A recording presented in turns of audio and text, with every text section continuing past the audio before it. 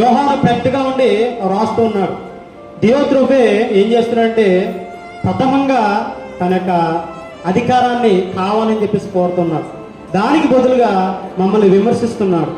ఏమండి, సంఘానికి వచ్చినటువంటి వారిని కూడా విమర్శిస్తున్నాడు దియోత్రోఫే.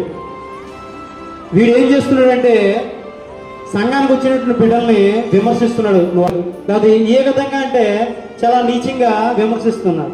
అదేవిధంగా సంఘానికి పత్రికలు రాస్తున్నటువంటి యోహాను భక్తుడిని కూడా విమర్శిస్తున్నాడు సంఘానికి రాకుండా.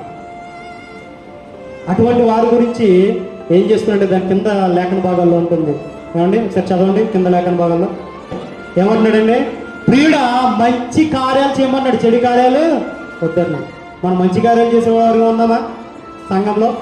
ఏమండి, ఏదైనా కార్యక్రమం జరుగుతుంది, ఆ కార్యక్రమం మనం ప్రోత్సహించే వారిగా ఉండాలి.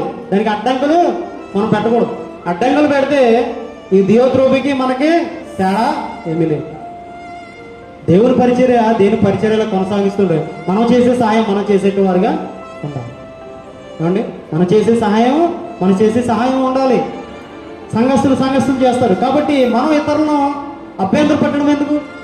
కార్యం జరుగుతుంటే ఇతరులను మభ్యపెట్టి పాస్టర్ గారికి వ్యతిరేకంగా, పెద్దలకి వ్యతిరేకంగా మార్చేసి వేరొక సమాజాన్ని సృష్టించడం అనేది చాలా చెడ్డ కార్యమని యోహాను భక్తుడు తెలియజేస్తున్నాడు.